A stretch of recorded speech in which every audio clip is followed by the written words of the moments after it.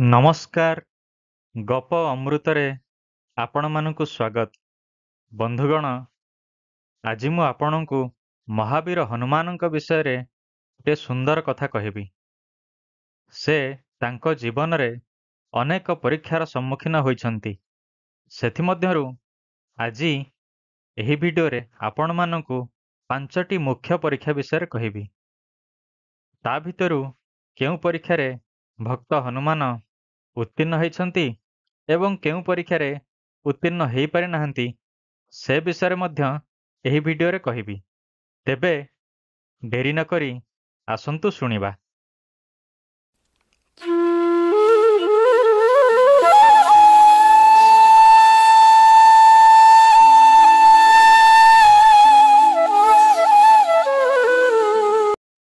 ବନ୍ଧୁଗଣ, ରାମ ନାମ ହେଉଛି ସଂସାରରେ ସବୁଠାରୁ ଶ୍ରେଷ୍ଠ ନାମ।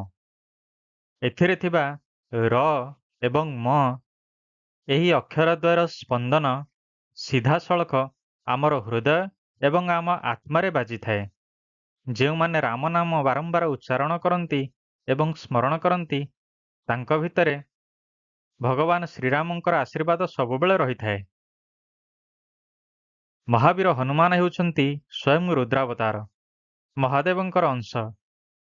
କିନ୍ତୁ ଭଗବାନ ଶ୍ରୀରାମଙ୍କ ନାମ ବିନା ତାଙ୍କର ମଧ୍ୟ ବୁଦ୍ଧି କିପରି ହଜିଯାଏ ଏବଂ ପୁଣି ଥରେ ସେ ଶ୍ରୀରାମଙ୍କ ନାମ ନେଇ କିଭଳି ଭାବରେ ଅସମ୍ଭବ କାର୍ଯ୍ୟକୁ ମଧ୍ୟ ସମ୍ଭବ କରିଥାନ୍ତି, ଆପଣମାନେ ନିଶ୍ଚିନ୍ତ ଭାବରେ ଜାଣିଛନ୍ତି। ଯେତେବେଳେ ସମୟ ଆସିଲା ଭଗବାନ ଶ୍ରୀରାମଙ୍କ ନିର୍ଦ୍ଦେଶକ୍ରମେ ସମୁଦ୍ର ଲଙ୍ଘିବାକୁ, ସେତେବେଳେ ହନୁମାନଙ୍କ ସମସ୍ତ ଶକ୍ତି ସମସ୍ତ ବଳ ବିସ୍ମରଣ ହୋଇଯାଇଥିଲା। କିନ୍ତୁ ଜାମ୍ବବନ୍ତଙ୍କର ଆହ୍ୱାନ କ୍ରମେ ଭଗବାନ ଶ୍ରୀରାମଙ୍କ ନାମ ନେବା କ୍ଷଣି ତାଙ୍କ ଭିତରେ ସମସ୍ତ ବଳ ପୁଣି ଥରେ ଜାଗ୍ରତ ହୋଇ ଉଠିଥିଲା। ସେ ସମୁଦ୍ର ପାରି ହୋଇ ଲଙ୍କା ନଗରୀରେ ପହଞ୍ଚି ଲଙ୍କିନୀକୁ ପରାସ୍ତ କରି ରାବଣର ମହାବୀର ଅସୁରମାନଙ୍କୁ ପରାସ୍ତ କରି ରାବଣ ପୁତ୍ର ଅକ୍ଷୟ କୁମାରକୁ ପରାସ୍ତ କରି ମାତା ସୀତାଙ୍କୁ ଠାବ କରିଥିଲା। ରାବଣର ରାଜସଭାରେ ଭଗବାନ ଶ୍ରୀରାମଙ୍କର ଜୟଗାନ କରି ସମ୍ପୂର୍ଣ୍ଣ ଲଙ୍କାକୁ ଦହନ କରି ମହାବୀର ହନୁମାନ ଫେରି ଆସିଥିଲେ ମାତା ସୀତାଙ୍କ ସନ୍ଦେଶ ନେଇ ଭଗବାନ ଶ୍ରୀରାମଙ୍କ ପାଖକୁ। ଏହା ଥିଲା ତାଙ୍କ ପାଇଁ ସବୁଠାରୁ ବଡ଼ ପରୀକ୍ଷା ଏବଂ ସେ ଏହି ପରୀକ୍ଷାରେ ଉତ୍ତୀର୍ଣ୍ଣ ହୋଇ ଭଗବାନ ଶ୍ରୀରାମଙ୍କର ଭକ୍ତ ବୋଲି ପ୍ରମାଣିତ କରିପାରିଥିଲେ। ଏବେ ଦେଖିବା ତାଙ୍କର ଦ୍ୱିତୀୟ ପରୀକ୍ଷା, ଆଉ ସେହି ପରୀକ୍ଷାଟି ହେଉଛି ସଞ୍ଜୀବନୀ ପର୍ବତ ଆଣିବା। ଯେଉଁ ସମୟରେ ରାବଣ ପୁତ୍ର ଇନ୍ଦ୍ରଜିତର ଶକ୍ତିଭେଦ ବାଣ ଦ୍ୱାରା ଭ୍ରାତା ଲକ୍ଷ୍ମଣ ଶକ୍ତିହୀନ ହୋଇ ମୂର୍ଚ୍ଛିତ ହୋଇ ପଡ଼ିଥିଲେ, ସେହି ସମୟରେ ବୈଦ୍ୟ ସୁଷେଣଙ୍କର ଉପଦେଶ ଏବଂ ଭଗବାନ ଶ୍ରୀରାମଙ୍କର ନିର୍ଦ୍ଦେଶକ୍ରମେ ମହାବୀର ହନୁମାନ ହିମାଳୟକୁ ଉଡ଼ି ଆସିଥିଲେ ସଞ୍ଜୀବନୀ ବୃକ୍ଷର ସନ୍ଧାନ ନିମନ୍ତେ। ସାଧାରଣତଃ କୁହାଯାଏ ଯେ ମହାବୀର ହନୁମାନ ସଞ୍ଜୀବନୀ ବୃକ୍ଷକୁ ଚିହ୍ନି ନ ପାରି ସମ୍ପୂର୍ଣ୍ଣ ପର୍ବତ ସହ ନେଇ ଉଡ଼ି ଆସିଥିଲେ ଶ୍ରୀଲଙ୍କା। କିନ୍ତୁ ମହାବୀର ହନୁମାନ ହେଉଛନ୍ତି ଜ୍ଞାନ ଗୁଣର ସାଗର, ଅର୍ଥାତ୍ ସମସ୍ତ ଜ୍ଞାନ ସମସ୍ତ ଗୁଣ ଅଷ୍ଟସିଦ୍ଧି ଏବଂ ନବନିଧି ତାଙ୍କ ଭିତରେ ରହିଥାଏ।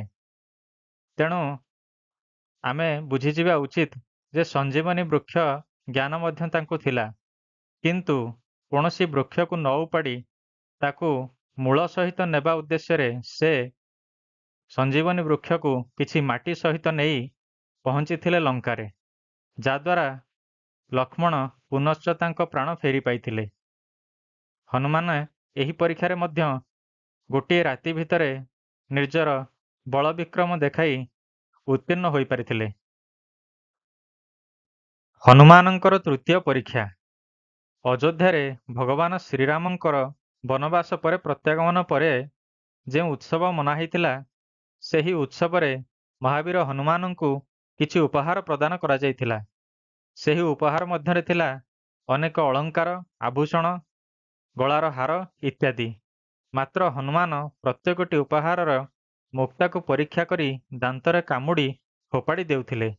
ହନୁମାନଙ୍କର ଏଭଳି ଆଚରଣ ଦେଖି ସମସ୍ତେ ସ୍ତବ୍ଧ ହୋଇଯାଇଥିଲେ। ମହାରାଜା ବିଭୀଷଣ ଏବଂ ସଭାସଦବର୍ଗ ପ୍ରଶ୍ନକ୍ରମେ ହନୁମାନଙ୍କୁ ପରିହାସ କଲେ ଯେ ଏହା ହେଉଛି ତାଙ୍କର ମାଙ୍କଡ଼ାମି। କିନ୍ତୁ ହନୁମାନ କହିଥିଲେ, ଯେଉଁଥିରେ ଭଗବାନ ଶ୍ରୀରାମ ଏବଂ ମାତା ସୀତାଙ୍କର ଅଂଶ ନାହିଁ, ସେ ଜିନିଷ ମୁଁ କେବେ ବି ଧାରଣ କରେ ନାହିଁ।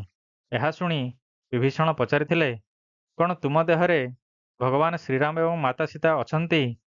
ଏହି ପ୍ରଶ୍ନ ଶୁଣି ମହାବୀର ହନୁମାନ ନିଜର ଛାତି ଚିରି ଦେଖାଇ ଦେଇଥିଲେ ଯେ ପ୍ରକୃତରେ ତାଙ୍କ ହୃଦୟରେ, ମନରେ, ଆତ୍ମାରେ, ସବୁ ଜାଗାରେ ଭଗବାନ ଶ୍ରୀରାମ ଏବଂ ମାତା ସୀତା ଅଛନ୍ତି। ହନୁମାନଙ୍କର ଏହି ପରୀକ୍ଷା ଭଗବାନ ଶ୍ରୀରାମ ସ୍ୱୟଂ ନେଇଥିଲେ ଏବଂ ଭଗବାନ ଶ୍ରୀରାମଙ୍କର ଆଶୀର୍ବାଦ କ୍ରମେ ଛାତି ଆଉଁସି ଦେବାରୁ ହନୁମାନଙ୍କର ଛାତି ପୁଣି ଥରେ ଠିକ୍ ହୋଇଯାଇଥିଲା। ଏହି କଠିନ ପରୀକ୍ଷାରେ ମହାବୀର ହନୁମାନ ମଧ୍ୟ ନିଜର ରାମଭକ୍ତିର ପ୍ରମାଣ ଦେଇଥିଲେ। ଦେବର୍ଷି ନାରଦ ହେଉଛନ୍ତି ହନୁମାନଙ୍କର ସଙ୍ଗୀତ ଗୁରୁ। ସେ ଭଲ ଭାବରେ ଜାଣିଥାନ୍ତି ଯେ ହନୁମାନ ହେଉଛନ୍ତି ପରମ ରାମ ଭକ୍ତ। ଦ୍ୱାପର ଯୁଗର କଥା, ସେହି ସମୟରେ ଭଗବାନ ଶ୍ରୀକୃଷ୍ଣ ଦ୍ୱାରକାରେ ଶାସନ କରୁଥାନ୍ତି। ସେ ହିଁ ରାମ, ସେ ହିଁ ବିଷ୍ଣୁ। ତେଣୁ ନାରଦଙ୍କ ମନରେ ସନ୍ଦେହ ଜାତ ହେଲା ଯେ ହନୁମାନ କ'ଣ ଏ ଯୁଗରେ ଶ୍ରୀକୃଷ୍ଣଙ୍କୁ ଶ୍ରୀରାମଙ୍କର ଅବତାର ବୋଲି ଚିହ୍ନି ପାରିବେ?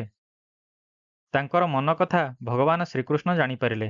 ତେଣୁ କହିଲେ, ନାରଦ, ଏହାର ପରୀକ୍ଷା କରିନେବା। ଏହା ଶୁଣି ନାରଦ ଏବଂ ଭଗବାନ ଶ୍ରୀକୃଷ୍ଣ ଉଭୟ ଆସିଲେ ହନୁମାନଙ୍କୁ ପରୀକ୍ଷା କରିବା ପାଇଁ।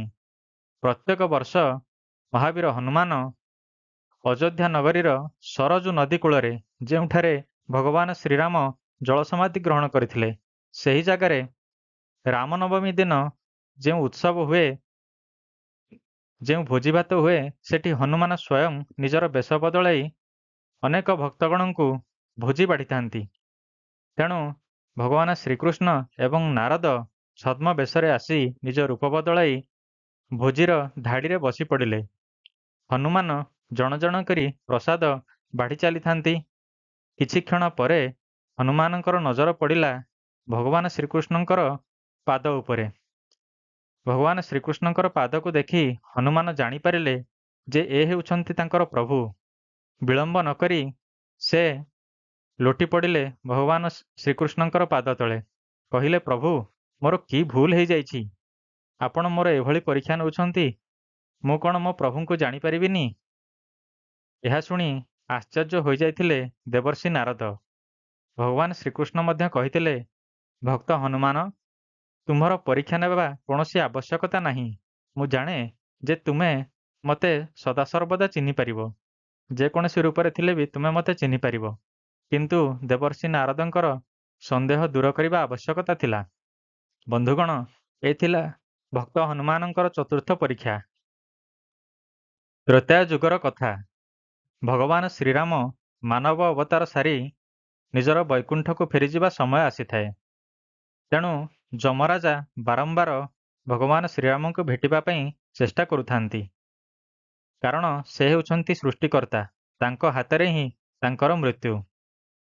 ମାତ୍ର ହନୁମାନଙ୍କ ଉପସ୍ଥିତି ଯୋଗୁଁ ଯମରାଜା କୌଣସି ମାତ୍ର କ୍ଷଣରେ ହିଁ ଭଗବାନ ଶ୍ରୀରାମଙ୍କ ସହିତ ଭେଟି ପାରୁନଥାନ୍ତି। ଏହା ଜାଣି ଭଗବାନ ଶ୍ରୀରାମ ନିଜ ମାୟାକ୍ରମରେ ନିଜର ମୁଦ୍ରିକା ହଜାଇ ହନୁମାନଙ୍କୁ ଏହା ଖୋଜିବା ପାଇଁ ପଠାଇଦେଲେ। ମୁଦ୍ରିକା ଖୋଜି ଖୋଜି ହନୁମାନ ପାତାଳପୁରୀ ଆସିଲେ। ସେଠାରେ ନାଗରାଜ ବାସୁକୀଙ୍କ ସହିତ ଦେଖା ହେଲା। ନାଗରାଜ ବାସୁକୀ ହନୁମାନଙ୍କୁ ନେଇ ଗୋଟିଏ ବଡ଼ ମୁଦ୍ରିକାର ପାହାଡ଼ ଦେଖାଇଲେ। ଏହା ଦେଖି ହନୁମାନ ଆଶ୍ଚର୍ଯ୍ୟ ହୋଇଗଲେ। ନାଗରାଜ ବାସୁକୀ କହିଲେ, ଏଠି ଖୋଜନ୍ତୁ, କେଉଁଠି ଭଗବାନ ଶ୍ରୀରାମଙ୍କ ମୁଦି, ଆଉ ନେଇଯାଆନ୍ତୁ। ମହାବୀର ହନୁମାନ ଦେଖିଲେ ସମସ୍ତ ମୁଦ୍ରିକା ଭଗବାନ ଶ୍ରୀରାମଙ୍କର, କିନ୍ତୁ ଏହା କିପରି ସମ୍ଭବ? ତାହା ଭିତରୁ ଗୋଟିଏ ମୁଦି ଖୋଜିବା ବି ବହୁତ କଷ୍ଟ। ସେ ପ୍ରଶ୍ନ କରି ଚାହିଁଲେ ନାଗରାଜଙ୍କ ମୁଖକୁ। ବାସୁକୀ କହିଲେ, କେବଳ ଏହି ଯୁଗରେ ନୁହେଁ, ଏହା ପୂର୍ବରୁ ଅନେକ ଯୁଗରେ କୋଟି କୋଟି ଯୁଗରେ ଭଗବାନ ଶ୍ରୀରାମ ଏବଂ ହନୁମାନ ଜନ୍ମ ନେଇ ସାରିଛନ୍ତି। ପ୍ରତ୍ୟେକ ଯୁଗରେ ହନୁମାନ ଆସି ମୁଦ୍ରିକା ସନ୍ଧାନରେ ଏଭଳି ମୁଦ୍ରିକାର ପାହାଡ଼ ସୃଷ୍ଟି ହୋଇଥାଏ। ତେଣୁ ହନୁମାନ ଜାଣିଗଲେ ଏହା ହେଉଛି ପ୍ରଭୁଙ୍କର ମାୟା। ମୁଦ୍ରିକାକୁ ପୁଣି ସେହି ଜାଗାରେ ଛାଡ଼ି ସେ ଦ୍ରୁତ ଗତିରେ ଚାଲିଲେ ମର୍ତ୍ତ୍ୟପୁରକୁ।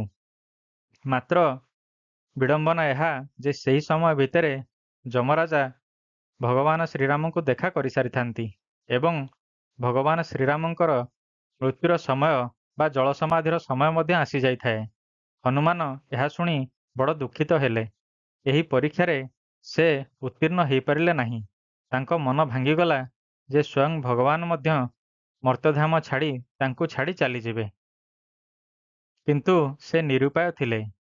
ଏହା ଜାଣି ଭଗବାନ ଶ୍ରୀରାମ କହିଲେ, ହନୁମାନ, ମୁଁ ଏହି ମର୍ତ୍ତ୍ୟଧାମ ଛାଡ଼ି ସଶରୀରେ ମର୍ତ୍ତ୍ୟଧାମକୁ ଛାଡ଼ି ଚାଲିଯାଉଛି ସତ, କିନ୍ତୁ ତୁମ ଆତ୍ମାରେ ମୁଁ ସଦାସର୍ବଦା ଥିବି। ତୁମେ 4 ଯୁଗରେ ରାମନାମର ଗୁଣଗାନ କରିବ। ବନ୍ଧୁଗଣ, ଏହି ଗଳ୍ପରୁ ଆମେ ଜାଣିଲେ ଯେ ମହାବୀର ହନୁମାନ କିଭଳି 5ଟି କଠିନ କଠିନ ପରୀକ୍ଷାର ସମ୍ମୁଖୀନ ହୋଇଥିଲେ। ଗପଟି ଆପଣଙ୍କୁ ଭଲ ଲାଗିଥିଲେ ଭିଡ଼ିଓଟିକୁ ଲାଇକ୍ଟି ନିଶ୍ଚୟ କରନ୍ତୁ, କମେଣ୍ଟ କରି ଜଣାନ୍ତୁ ଏବଂ ଏହାକୁ ଅଧିକରୁ ଅଧିକ ସେୟାର କରନ୍ତୁ। ଏହା ସହିତ ଭୁଲନ୍ତୁ ନାହିଁ ଗପ ଅମୃତ ଚ୍ୟାନେଲକୁ ସବସ୍କ୍ରାଇବ୍ କରିବା ପାଇଁ। ପୁଣି ଆସିବି ଆଉ ଗୋଟିଏ ଗପ ନେଇ। ସେ ପର୍ଯ୍ୟନ୍ତ ବିଦାୟ ଦିଅନ୍ତୁ।